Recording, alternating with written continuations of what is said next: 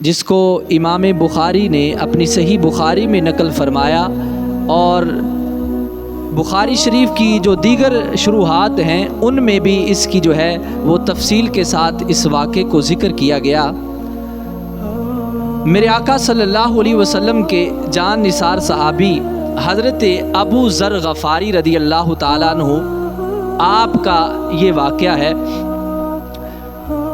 حضرت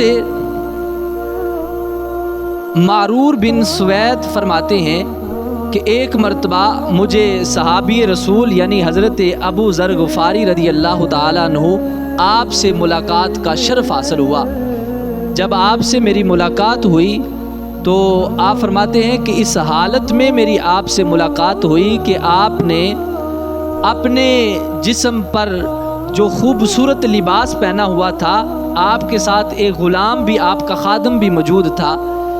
جیسا لباس قیمتی آپ نے پہنا تھا، آپ کے غلام نے بھی ایسا ہی لباس پہنا ہوا تھا، ایسا ہی حلہ جو ہے وہ زیب تن کیا ہوا تھا۔ تو میں نے حضرت ابو ذر غفاری سے عرض کی کہ اے ابو ذر، آپ نے تو یہ فرق ہی مٹا دیا، ایک خادم میں، غلام میں اور آقا میں فرق ہونا چاہیے کہ آپ کا لباس تو اعلیٰ ہے اور آپ کے خادم کا لباس بھی اعلیٰ ہے، دونوں میں فرق نظر نہیں آ رہا۔ تو حضرت ابو ذر غفاری رضی اللہ تعالیٰ عنہ نے وہ پھر واقعہ سنایا جس وقت آپ تربیت مصطفیٰ صلی اللہ علیہ وسلم میں تھے، حضور کی شفقت اور محبت اور حضور صلی اللہ علیہ وسلم سے اخلاق اور آداب سیکھ رہے تھے۔ آپ نے اپنا وہ واقعہ جو ہے وہ اس بندے کو سنایا۔ آپ فرماتے ہیں کہ میں سرکار مدینہ صلی اللہ علیہ وسلم کے زمانہ مبارک میں نے ایک شخص سے میری بات چیت ہو گئی اور مباحثے میں نے اس کو اس کی والدہ کی طرف سے آر دلائی، یعنی اسے جو ہے تانا دیا اس کی ماں کی وجہ سے۔ تو جب میں نے اسے تانا دیا تو اب والی دو جہاں، عدل و انصاف کے پیکر اور غریبوں کے ماوا، یتیموں کے ملجا، بے کسوں کے سہارا، سرکار مدینہ صلی اللہ علیہ وسلم نے فرمایا یا ابا ذر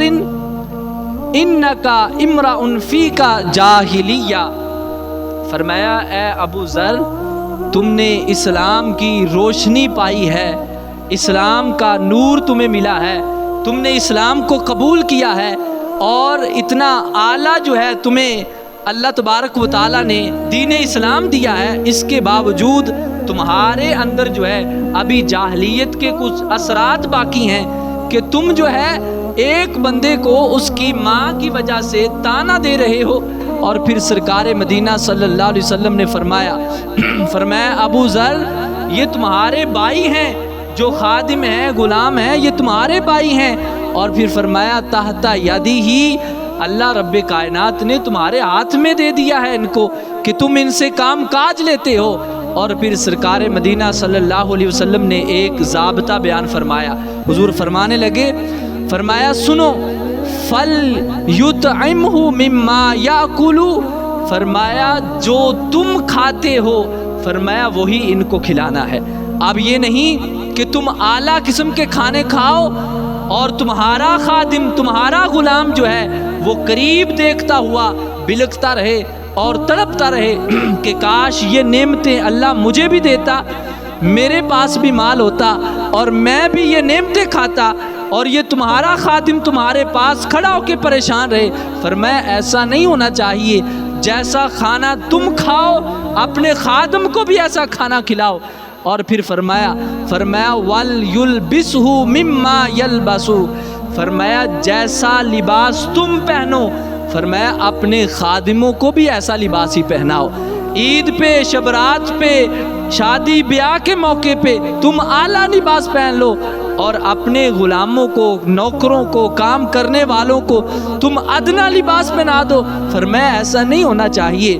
جیسا لباس تمہارا اعلیٰ ہو، فرمایا تمہارے خادموں کا بھی لباس ایسا ہونا چاہیے۔ اور پھر فرمایا وَلَا تُكَلِّفُوهُمْ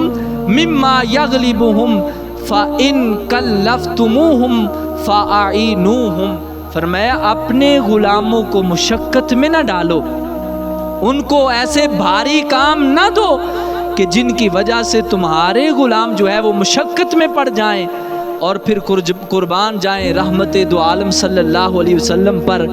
آپ نے فرمایا کہ اگر وہ کسی کام کا بوجھ زیادہ ہو، مشقت والا کام ہو، تو فرمایا تم ان کے ساتھ ہاتھ بھی بٹا دو، ان کے ساتھ تم جو ہے وہ شفقت سے پیش آؤ۔ یعنی اگر کام بھاری ہے تو فرمایا پھر تم جو ہے ان پر جو ہے وہ ڈنڈا لے کر کھڑے نہ ہو جاؤ کہ کرو جس حالت میں بھی کرنا ہے، فرمایا نہیں، پھر ان کے ساتھ تم شفقت سے پیش آؤ، ان کے معاملات کو دیکھو۔